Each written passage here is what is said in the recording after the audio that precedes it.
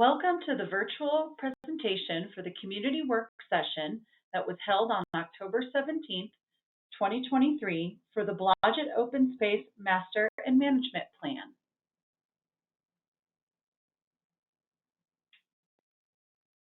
Before we begin, we want to briefly go over the Blodgett Open Space Master and Management Plan givens. These givens were found on the back of the event agenda that was handed out at the community work session. David Dittermeyer with the city gave a brief overview. You can find a copy of these on the project website.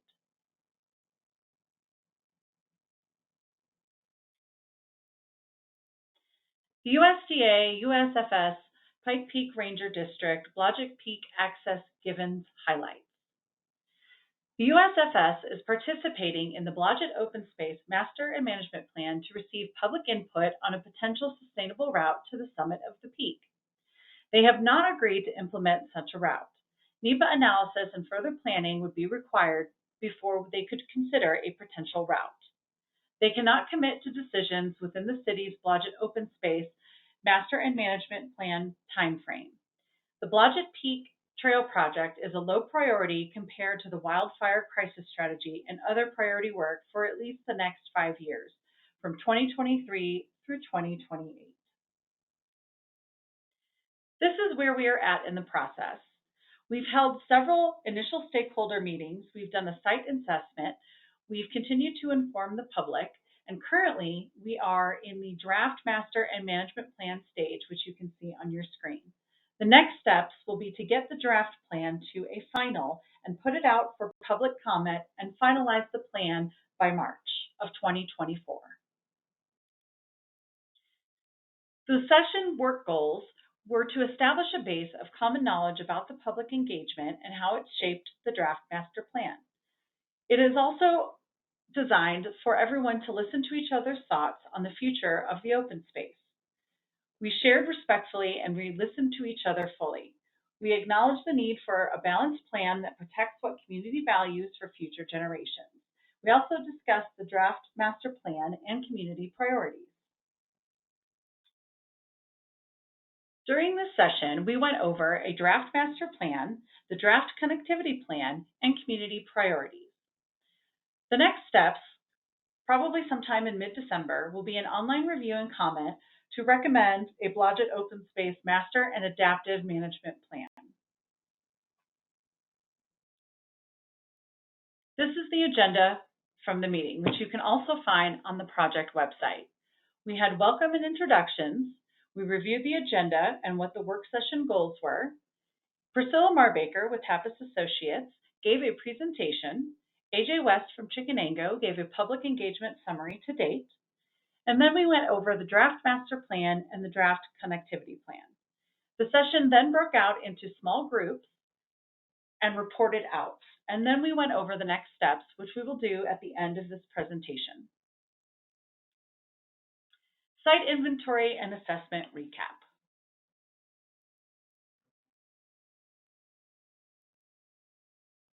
Bighorn sheep habitat. As you recall, protecting wildlife and bighorn sheep habitat was consistently rated highest of all areas by the August participants. This map illustrates the bighorn sheep habitat with that big blue area being winter range and the dashed semicircle dashed line around Blodgett Peak in the upper left corner designating the production area, which is also the lambing area. This is where the sheep reproduce. This habitat fragmentation map illustrates how bisected the landscape and habitat areas are by social trails. The city's property is outlined in red. You can see that the prime habitat areas are outside of the city's property and located on Forest Service lands. This and the next map can be found with a list of materials that were given out at this community work session on the project website.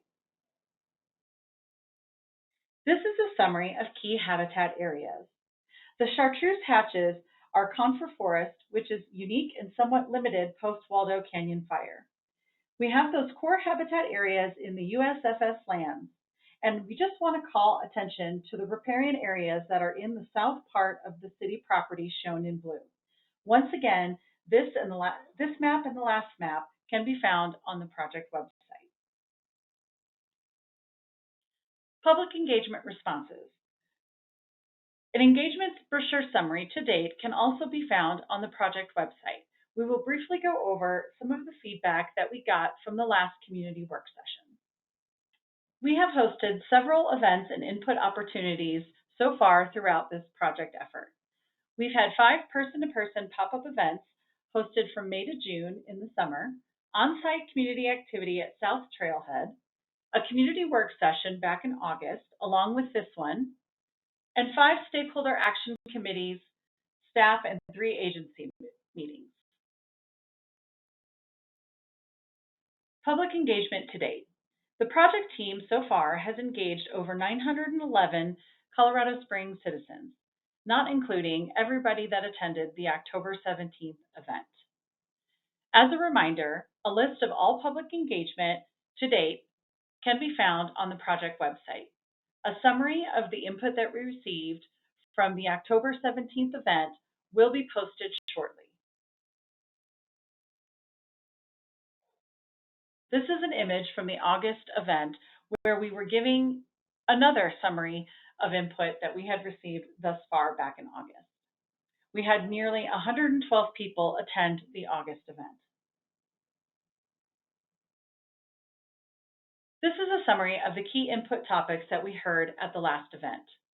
A list of highly preferred elements and experience includes integrated and continuous habitat protection areas, buffering neighborhoods from open space uses, trails and trailheads, wayfinding signage, use areas, trails, use designated trails, trail variety challenging terrain, trail connectivity, trailheads, and concerns that were most voiced were user conflict and overcrowding, trail and general maintenance, lack of enforcement, and uncertainty about the future of the USFS access and trail continuity.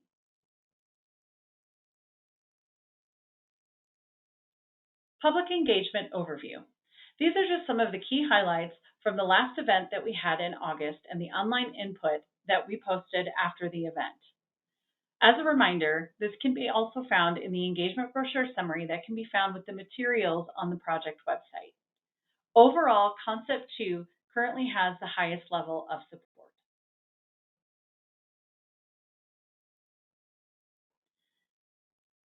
This is a summary of some of the trailhead option results that we heard from the last event and the online input opportunity. As you can see, most people support sustainable trails, and most want multi-use trails. The average level of support for the new quarry trailhead was the highest at 9.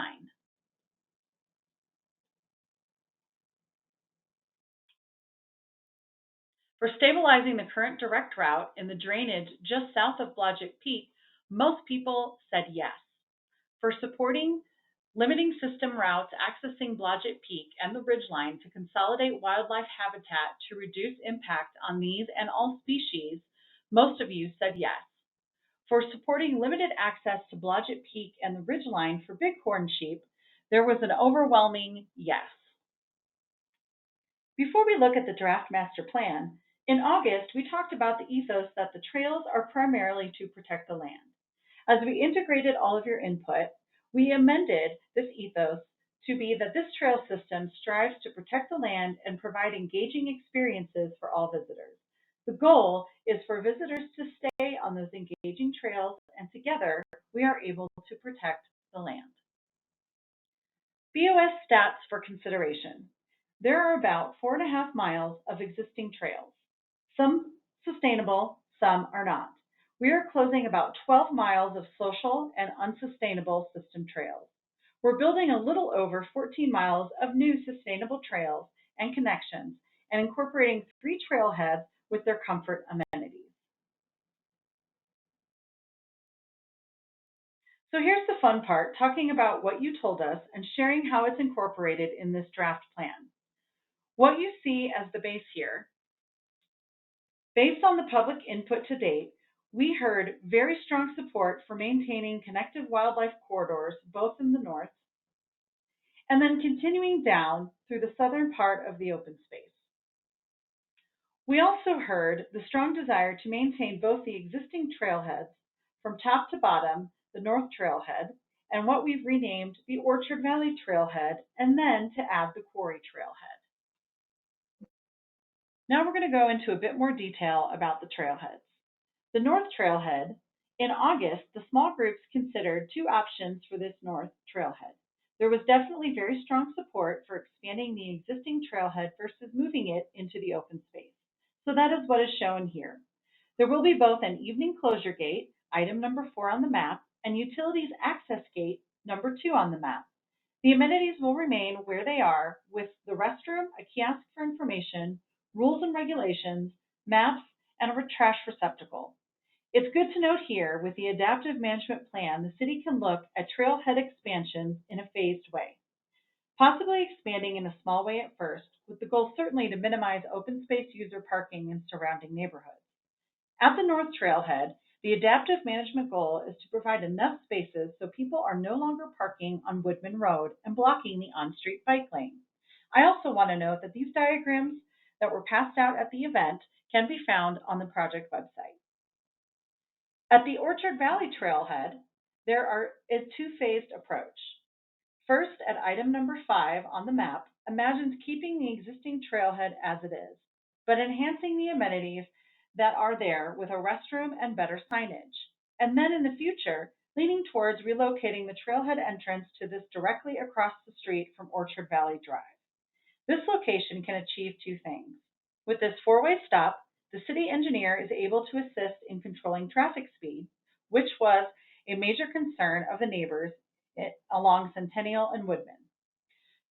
2, this 4-way stop provides a controlled intersection so that non-motorized trail users and neighbors have a safe way to access across Centennial to the bike lanes on Orchard Valley.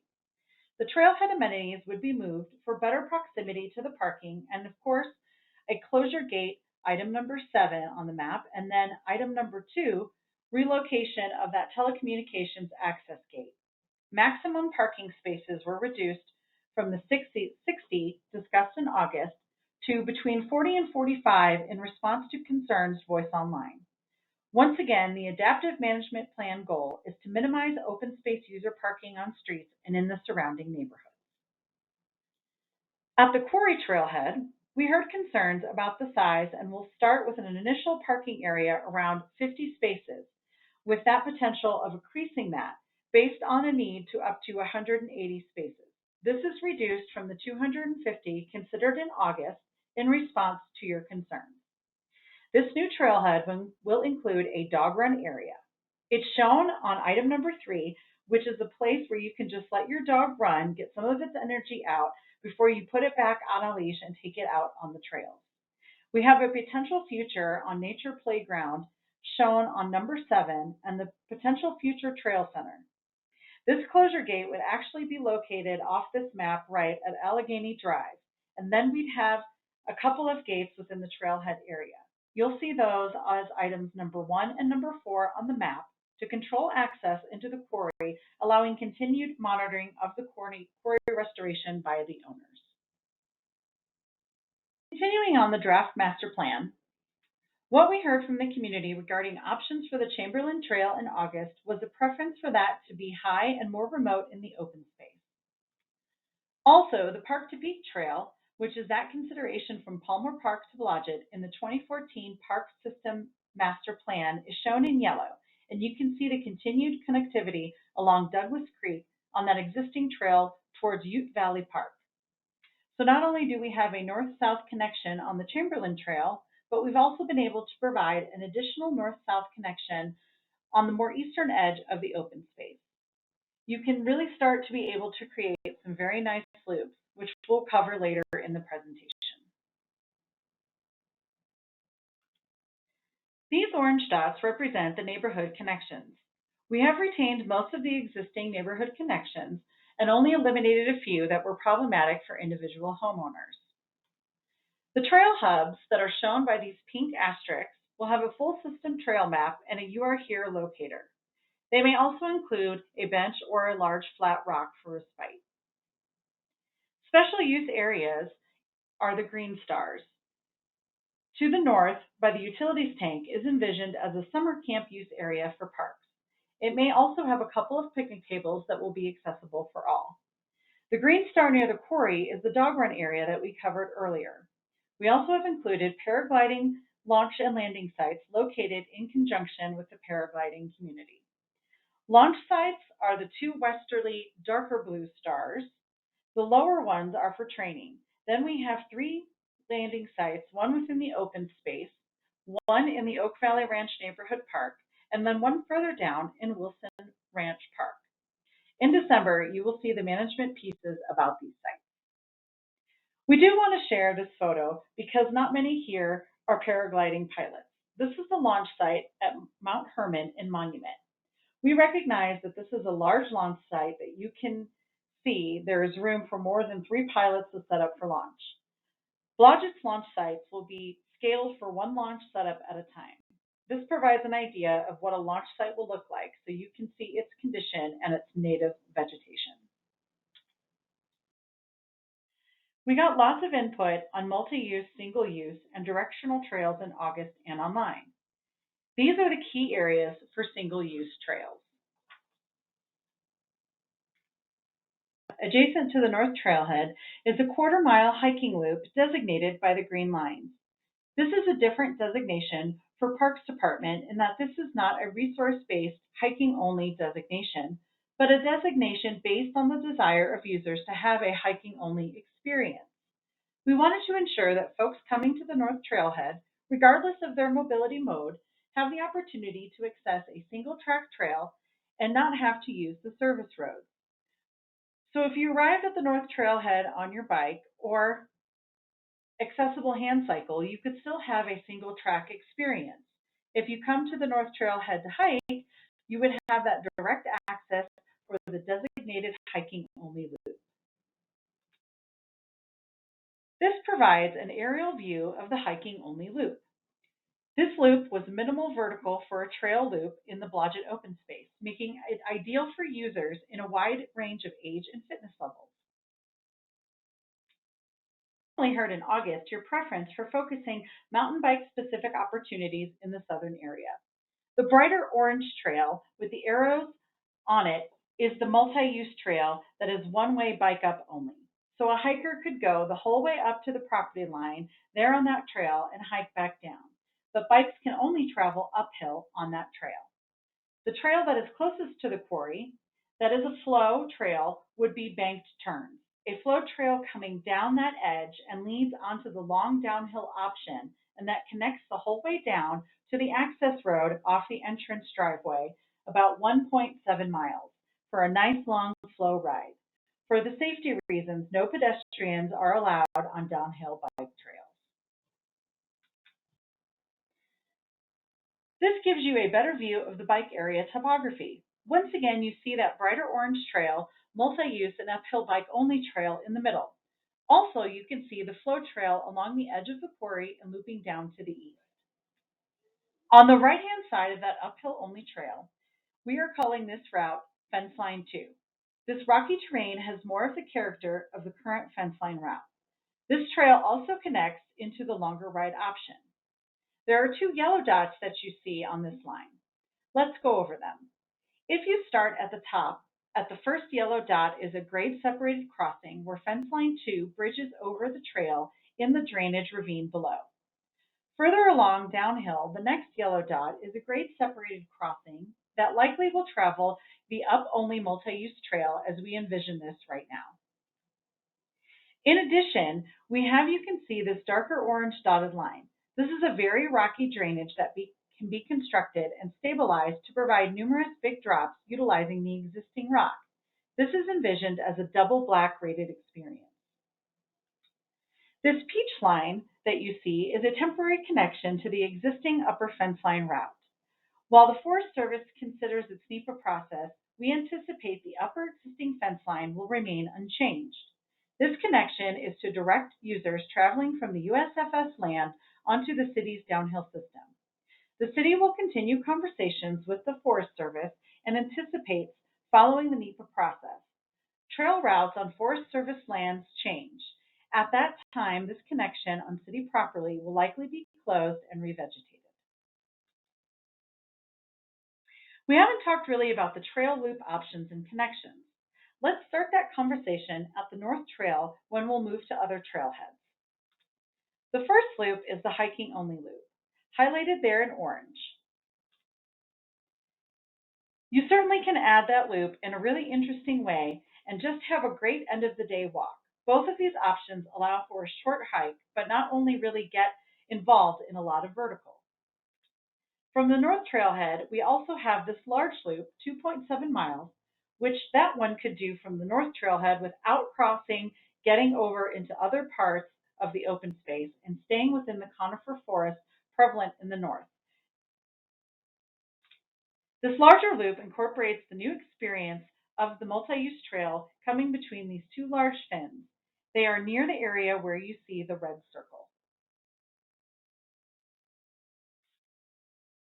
The plan is creating similar loop options at the quarry trailhead. Once again, this is a levelish loop option.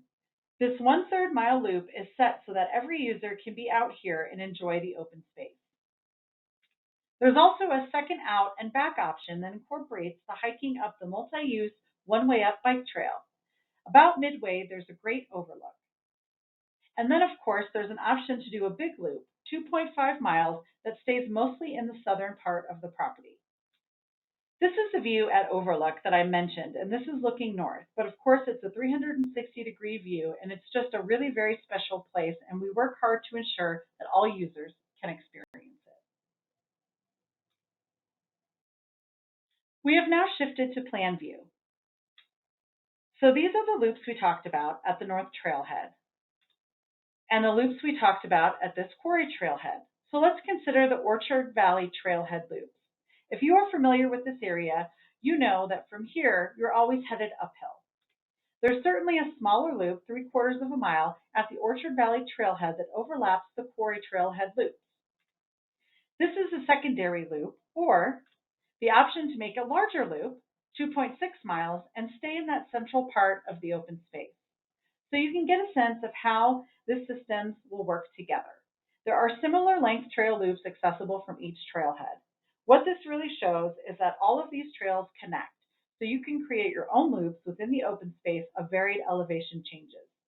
That's the goal of the Trails Plan, to enhance the variety of trail experiences and sustainable open space wide trail system connectivity that protects and enhances wildlife habitat areas. The draft connectivity plan is part of the master plan. Let's first look at the east side. These are the neighborhood connections, which are shown by the brown arrows. The goals of the neighborhood connections are to provide non-motorized access options to and from Blodgett open space. It's very exciting to integrate the Park to Peak Trail connecting Palmer Park, Austin Bluffs open space, Ute Valley Park, and Blodgett open space. These neighborhood connections will provide off-street trail connectivity to the neighborhood elementary and middle schools, as well as connectivity to other neighborhood parks and open spaces.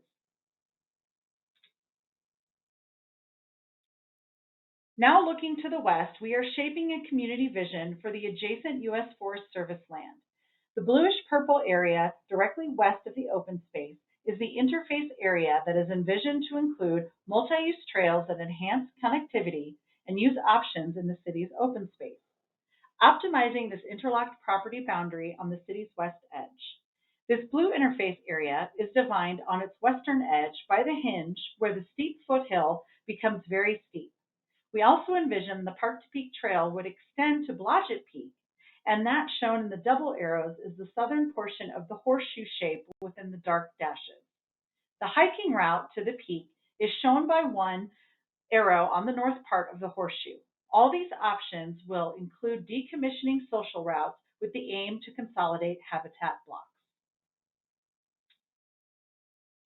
This view shows the interface and access corridors, but it's kind of nice to see them laid over the topography in this way. And as we have said before, any change on the U.S. Forest Service land is subject to a possible future Forest Service NEPA process. And as David mentioned earlier at the session, the city is pursuing a grant to initiate this NEPA process. We will know if it is successful in spring of 2024. Here are the next steps. Now that you've listened to this presentation, We encourage you to invite your friends that could not attend the October 17th event to the project website to view the presentation, the materials, and take a survey. The project webpage URL is coloradosprings.gov/Blodgett Master Plan. Be sure you are signed up for the updates on the website. See your input applied to the plan, provide input on the recommended master plan and recommended adaptive management plan. The plan is aimed to be online for comment sometime in mid-December through mid-January. There will be 30 days for you to provide your input on that plan. Once again, the City of Colorado Springs and the Parks and Rec and Cultural Services Department thanks you for your input, and we thank you for your time.